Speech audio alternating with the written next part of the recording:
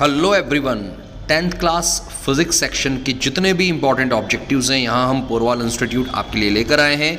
सबसे पहले हम बात करेंगे करंट, इलेक्ट्रिसिटी और मैग्नेटिक इफेक्ट ऑफ करंट के ऑब्जेक्टिव्स के बारे में। दोस्तों, पोरवाल इंस्टीट्यूट उज्जैन का एक लीडिंग इंस्टीट्यूट है फिजिक्स का, जहाँ 11th और 12th क्लास के एमपी बोर्ड और सीबीएसई की क्लासेस ली जाती हैं। स्क्रीन पे आपके सामने जो रिजल्ट्स हैं वो प्रीवियस ईयर्स के हैं। दोस्तों, सबसे पहले हम बात करेंगे करंट, इलेक्ट्रिसिटी के ऑब्जेक्टिव्स और उससे जुड़े कुछ इंपॉर्टेंट पॉइंट्स। सबसे पहले दोस्तों आप देखें, SI unit of electric power is what. दोस्तों ध्यान से समझते चलिए, साथ में रफ कॉपी ओपन रखिए। जो चीज़ें आपको लग रही है लिख के याद करना, उन्हें लिख कर याद करते चलिए। सबसे पहला ऑब्जेक्टिव है, मैं रिपीट कर रहा हूँ बेटा, SI unit of electrical power is what. ये इंपॉर्टेंट ऑब्जेक्टिव है। Second, safety fuse in domestic electric devices is made up of substance whose melting point is low and resistance is large or more। मित्रों, अगर हम बात करते हैं fuse की, तो जो फ्यूज़ होता है उस फ्यूज़ में जिस वायर का इस्तेमाल किया जाता है उसका मेल्टिंग पॉइंट कम रखा जाता है और साथ में इसका रेजिस्टेंस ज़्यादा रखा जाता है। इसका लॉजिक ये है कि अगर हैवी करंट सर्किट में आया तो ये जल्दी से पिघल कर टूट जाए। तो याद रखिए, फ्यूज़ का मेल्टिंग पॉइंट कम और रेजिस्टेंस ज़्यादा। अगले ऑब्जेक्टिव की तरफ बढ़े दोस्तों, SI unit of electric potential is volt. SI unit of electric potential is volt. मित्रों, अगर आपसे इलेक्ट्रिक पोटेंशियल की बजाय पोटेंशियल डिफरेंस पूछें तब भी इसकी यूनिट वोल्ट ही रहेगी। नेक्स्ट ऑब्जेक्टिव की तरफ बढ़े हम, current measuring instrument is ammeter. आप सभी को पता होना चाहिए कि करंट को मेज़र करने के लिए एमीटर और पोटेंशियल को मेज़र करने के लिए पोटेंशियोमीटर का यूज़ किया जाता है। Next, SI unit of electric current is ampere. Yes, current की यूनिट क्या होती है? एम्पियर। ऐसे ही potential difference is measured by voltmeter. Okay. Next, SI unit of electric resistance is ohm. पिछले सालों में देखा गया है कि ये क्या यूनिट से जुड़े ऑब्जेक्टिव्स काफ़ी पूछते हैं, तो रेजिस्टेंस की जो यूनिट होगी वो याद रखिएगा, ओम होगी। Afterwards, if potential difference is measured in volt, electric current is measured in ampere, then unit of power is, बेटा पावर का फॉर्मूला होता है P equals to V into I, voltage और करंट का प्रोडक्ट। तो वोल्टेज की unit अगर volt है, करंट की एम्पियर है, तो पावर की यूनिट होगी volt into ampere. Okay. Afterwards अगर हम बात करते हैं नेक्स्ट ऑब्जेक्टिव की, 1 horse power is 746 watt. 1 horse power एक प्रैक्टिकल यूनिट होती है पावर की, जिसमें 746 वॉट होते हैं। इसके बाद, distilled water is a bad conductor of electricity. दोस्तों, जो डिस्टिल्ड वाटर है वो बैड कंडक्टर होता है, वो करंट को फ्लो नहीं होने देता। ऑर्डिनरी वाटर जो होता है वो ज़रूर कंडक्टर होता है, लेकिन distilled water is a bad conductor. Graphite is a good conductor of electricity, ये आपको याद रखना होगा दोस्तों। The resistance of ideal ammeter is zero. ये एक बड़ा इंपॉर्टेंट ऑब्जेक्टिव है। जो एमीटर होता है उसका खुद का रेजिस्टेंस ज़ीरो होता है। Ammeter is always connected in series. याद रखिएगा दोस्तों, एमीटर को हमेशा सर्किट के सीरीज़ में लगाया जाता है, जबकि वोल्ट मीटर की बात करें तो it is always connected in parallel. याद रखना, ammeter is connected in series and voltmeter is connected in parallel. Next है, all domestic appliances are connected in parallel. दोस्तों, हमारे घर के जितने अप्लायंसेस होते हैं वो सारे के सारे अप्लायंसेस पैरेलल में कनेक्ट किए जाते हैं, ताकि सभी को सेम पोटेंशियल मिल पाए और इनमें अलग अलग करंट फ्लो हो पाए। ये आपको पता होना चाहिए, पैरेलल में पोटेंशियल सेम और current different. Next, 1 coulomb per second is equal to 1 ampere. बेटा current I equals to formula सभी को पता है, Q/T होता है। अगर चार्ज 1 कूलम है, टाइम 1 सेकेंड है, तो करंट आ जाएगा 1 एम्पियर। सो ध्यान से पढ़िए, 1 coulomb per second is equal two ampere. आगे की तरफ बढ़ते हैं दोस्तों, नेक्स्ट ऑब्जेक्टिव को ध्यान से पढ़िए। On joining wire in parallel resistance decreases. आपको पता होना चाहिए, रेजिस्टेंसेस को अब आप सीरीज में लगाएंगे तो वैल्यू बढ़ेगी, जबकि पैरेलल में ये वैल्यू कम हो जाएगी। Next, the direction of flow of positive charge is in the direction of electric current. Yes, current always flow from higher potential to lower potential. Actually current electrons के opposite direction में flow होता है। अगर electron इस तरफ जा रहे हैं तो करंट उसके अपोजिट डायरेक्शन में फ्लो होगा। तो ऐसा माना जाता है कि करंट का डायरेक्शन और पॉजिटिव आयंस का मोशन एक ही डायरेक्शन में होता है। Next SI unit of specific resistance is ohm metre. दोस्तों ये याद करके जाइएगा, कंफ्यूज मत हो रहिएगा। रेजिस्टेंस की यूनिट होती है ओम, लेकिन रेजिस्टिविटी जिसे आप स्पेसिफिक रेजिस्टेंस भी कहते हैं की यूनिट होती है ओम इंटू मीटर। आगे बढ़ते हैं दोस्तों। Kilo watt hour is the unit of energy. ये एक बहुत ही इंपॉर्टेंट ऑब्जेक्टिव है मित्रों। 1 किलो वॉट आर। सबसे पहली बात, बच्चे कंफ्यूज किलो वॉट को देख के होते हैं। किलो वॉट, केवल किलो वॉट पूछें तो ये पावर की यूनिट है, पर इन्होंने पूछा किलो वॉट आर तो ये यूनिट है एनर्जी की। और ये कन्वर्जन भी याद रखना कि 1 किलो वॉट आर की वैल्यू जो होती है वो होती है 3.6 into 10⁻6 joule. 3.6 into 10⁻6 joule kilo watt hour की यूनिट होती है। ये इलेक्ट्रिकल यूनिट है। हमारे घर में जो इलेक्ट्रिसिटी की जो यूनिट आती है ना 1 यूनिट, वो 1 किलो वॉट आवर के बराबर होगी। Next, on joining wire in series resistance obviously increases. The rate of charge flow is called current. The rate of flow of charge, charge upon current, time current ही होता है, आपको जानकारी होना चाहिए। रेट मतलब चार्ज को टाइम से डिवाइड किया। Okay. Resistivity of wire has no effect on it shape. Yes, it is again a very important. याद रखना दोस्तों, रेजिस्टिविटी का लेंथ, एरिया, डायमेंशन से लेना देना नहीं होता। किसी भी वायर की रेजिस्टिविटी उसके नेचर पे डिपेंड करती है दोस्तों। अब हम चूज़ द करेक्ट ऑप्शन की तरफ बढ़ें। पहला, the value of electric current flowing in a lamp 50 watt 250 volt.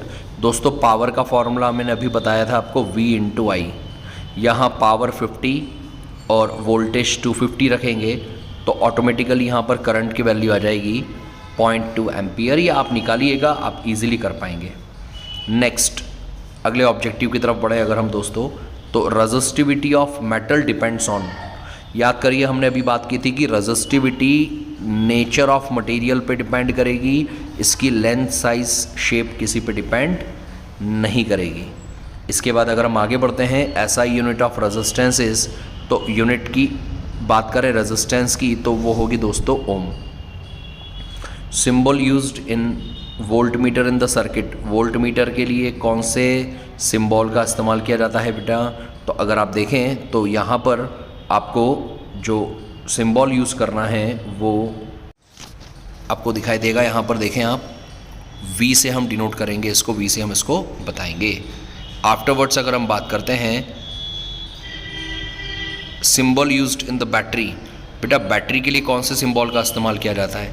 तो बैटरी के लिए आप जो सिंबल यूज़ करेंगे वो आपको सामने दिखाई दे रहा है। आई होप ये सभी इजी ऑब्जेक्टिव्स आपको समझ में आ रहे हैं। अगले ऑब्जेक्टिव की तरफ बढ़ते हैं। इसी तरह के एग्जाम में बेटा एक्चुअली ऑब्जेक्टिव्स पूछे जाते हैं। Relation of potential difference and current is represented bye.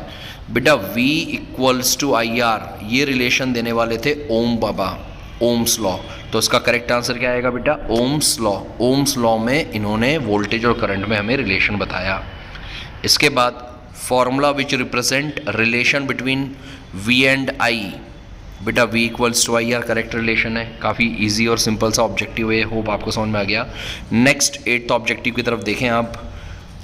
Kilo watt is the unit of, kilo watt is the unit of power. Yes, kilo watt मैंने अभी बताया था पावर की ये लार्ज यूनिट होती है। आफ्टरवर्ड्स अगर हम बात करें, in which type of combination resistance is more. Resistance ज़्यादा कब होगा, सीरीज़ या पैरेलल? तो ऑब्वियसली सीरीज़ में रेजिस्टेंस ज़्यादा ही होता है। इसके बाद अगर हम बात करते हैं 10th ऑब्जेक्टिव की, बड़े ध्यान से पढ़ें इस ऑब्जेक्टिव को आप।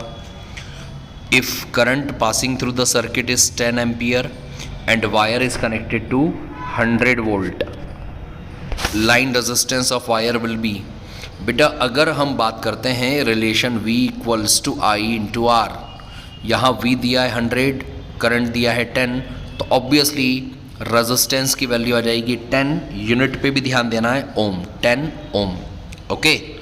अगले ऑब्जेक्टिव की अगर हम बात करते हैं, if resistors are arranged in parallel 1, 2 and 3 ohm. बेटा आप 1/R इक्वल्स टू 1/R1 की जगह 1, 1/R2 की जगह 2 और 1/R3 की जगह 3, जब आप इसका फाइनल LCM लेकर सॉल्व करके आंसर निकालेंगे तो आपको इसका आंसर जो मिलेगा वो एक न्यूमेरिकल वैल्यू होगी। और नोटिस करिएगा ये न्यूमेरिकल वैल्यूज़ जो है पैरेलल में याद रखना, जितने भी रेजिस्टेंसेस हैं इन सबसे कम वैल्यू आती है, मतलब सबसे छोटा रेजिस्टेंस जो है वो है कौन, 1 ओम। आपका फाइनल आंसर इससे भी छोटा आएगा, तो smaller than 1 ohm. Correct answer जो होना चाहिए it is smaller than 1 ohm. तो C option is the absolutely correct, less than 1। क्या ट्रिक बताई मैंने, पैरेलल में जो नेट रेजिस्टेंस आता है वो सारी स्मॉलर वैल्यू से भी स्मॉल आता है। तो यहाँ 1, 2 और 3 में सबसे स्मॉलर वैल्यू 1 थी, तो 1 से भी स्मॉल आएगा। Next, changing 1 kilowatt our into joule will, मैंने अभी कुछ देर पहले आपको रिलेशन बताया था, 1 kilowatt hour is equals to 3.6 into 10⁶ joule. तो ये कुछ इंपॉर्टेंट ऑब्जेक्टिव्स मैंने आपको करंट इलेक्ट्रिसिटी के समझाए। अब हम अगले chapter magnetic effect of current की बात करते हैं। इसमें मैंने पहले कुछ फिल इन द ब्लैंक के फॉर्मेट में कुछ इंपॉर्टेंट ऑब्जेक्टिव्स बताए हैं। All appliances in household circuit are connected in parallel. Next, device which convert electric current into mechanical energy. दोस्तों, करंट से मैकेनिकल एनर्जी इलेक्ट्रिक मोटर, जबकि इसका उल्टा device which convert mechanical energy into electrical, mechanical को electrical में convert कौन करता है, इलेक्ट्रिक जनरेटर। तो मोटर का काम क्या है, करंट को मैकेनिकल वर्क में कन्वर्ट करना, और जनरेटर का काम होगा मैकेनिकल वर्क को इलेक्ट्रिकल एनर्जी में कन्वर्ट करना। आगे की बात करें, नेक्स्ट ऑब्जेक्टिव पढ़िए, law of electromagnetic induction was given by Faraday. Electromagnetic induction phenomena देना किसने दिया था सबसे पहले, फैराडे, याद रखना पड़ेगा आपको ये। Next, working of motor based on magnetic effect of current. Electric motor का जो वर्किंग है मित्रों वो मैग्नेटिक इफेक्ट ऑफ करंट पे बेस्ड होगा। अ current carrying conductor behave like a magnet. Yes, अगर किसी कंडक्टर में करंट फ्लो हो रहा है तो वो एक मैग्नेट की तरह बिहेव करेगा और उसके आसपास एक मैग्नेटिक फील्ड जनरेट होगी। Next, the magnetic field is represented by, yes, किसी भी कंडक्टर के अराउंड मैग्नेटिक फील्ड को मैग्नेटिक फील्ड लाइंस के थ्रू बताते हैं। Next, to find direction of magnetic field produced around a current carrying conductor, right hand thumb rule is used. Yes, right hand thumb rule की help से आप magnetic field जो है उसके direction को बताते हैं। इसके बाद अगर हम बात करते हैं, the structure obtained by winding insulated copper wire on a cylindrical. याद करिए दोस्तों, एक सिलेंड्रिकल वायर जिसके ऊपर आप कॉपर के वायर को व्रैप करते हैं तो जो बनता है वो कहलाता है solenoid. Yes, it's a solenoid. The direction of force acting on current carrying conductor in magnetic field. दोस्तों, किसी करंट कैरिंग कंडक्टर को अगर आप मैग्नेटिक फील्ड में रखेंगे तो डायरेक्शन बताने के लिए आप फ्लेमिंग्स लेफ्ट हैंड रूल का यूज़ करेंगे। इस रूल की हेल्प से आप लोग मैग्नेटिक फोर्स का डायरेक्शन जो है वो फाइंड करते हैं। Device use to detect current in the circuit is galvanometer. Yes, galvanometer का यूज़ किया जाता है सर्किट में करंट को डिटेक्ट करने के लिए।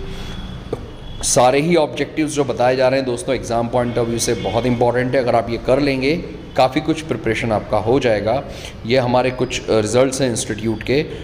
2021 में निकिता मेवाड़ा भारती ज्ञानपीठ महानंदा नगर की स्टूडेंट है जिसको 100 आउट ऑफ 100 मार्क्स आए हैं, और भी काफ़ी रिजल्ट्स आपके सामने आपको दिखाई देंगे। अगर हम आगे की ओर बढ़ते हैं दोस्तों, कुछ बचे ऑब्जेक्टिव्स को कंप्लीट करते हैं। सबसे पहले चूज़ द करेक्ट ऑप्शन में अगर हम बात करते हैं, magnetic field in straight conductor form. बेटा, अगर किसी वायर जिसमें करंट फ्लो हो रहा है तो उसके आसपास जो मैग्नेटिक फील्ड लाइंस होंगी वो कॉन्सेंट्रिक लाइंस के फॉर्म में होंगी, ये आपको याद रखना है। इसके बाद दोस्तों बात करते हैं according to Fleming's left hand rule. अगर हम फ्लेमिंग लेफ्ट हैंड रूल की बात करते हैं तो इस रूल में मैग्नेटिक फील्ड, करंट और फोर्स ये आपस में परपेंडिकुलर होते हैं। तो field is perpendicular to current, field is perpendicular to force, current is perpendicular to force. तो yes, they all are perpendicular, so D is the right option. D option बिल्कुल correct option दिया है। Next objective की बात करते हैं दोस्तों, magnetic field lines are always remember magnetic field lines are a close curve. Magnetic field lines close curve होते हैं, क्लोज लूप होते हैं, हमेशा ये क्लोज ही रहते हैं दोस्तों। अगर हम बात करते हैं नेक्स्ट ऑब्जेक्टिव की, at the time of short circuit value of current. Yes, circuit में शॉर्ट सर्किट होने का जो पर्पस, जो रीज़न होता है वो होता है करंट का बहुत ज़्यादा हो जाना। तो current greatly increases. Next objective, the device which convert electrical energy into mechanical energy. हमने कुछ देर पहले ही बात की थी, इलेक्ट्रिकल को मैकेनिकल में कन्वर्ट, मैकेनिकल और इलेक्ट्रिकल ये इंटर कन्वर्टिबल हैं। Got it? तो इसमें याद रखिएगा ये आंसर बी इसलिए है क्योंकि मोटर किसको किस में कन्वर्ट करने वाला है? यस, इलेक्ट्रिकल को मैकेनिकल में। नेक्स्ट ऑब्जेक्टिव की बात करते हैं, device use to convert mechanical into electrical. तो अभी कुछ देर पहले हमने बात की थी, इट्स अ जनरेटर। दोस्तों ये सारे ही वो ऑब्जेक्टिव्स हैं जो एग्ज़ाम में आ सकते हैं आपको, तो इन्हें बहुत अच्छे से रिवाइज कर लीजिएगा, लिख लीजिएगा। और एक बात ध्यान रखिएगा कि आपको अगर थ्योरी क्लियर है तो आपको ऑब्जेक्टिव में बिल्कुल भी दिक्कत नहीं आएगी। हम आपको इस तरह के और भी ऑब्जेक्टिव्स दूसरे चैप्टर्स के प्रोवाइड करते रहेंगे।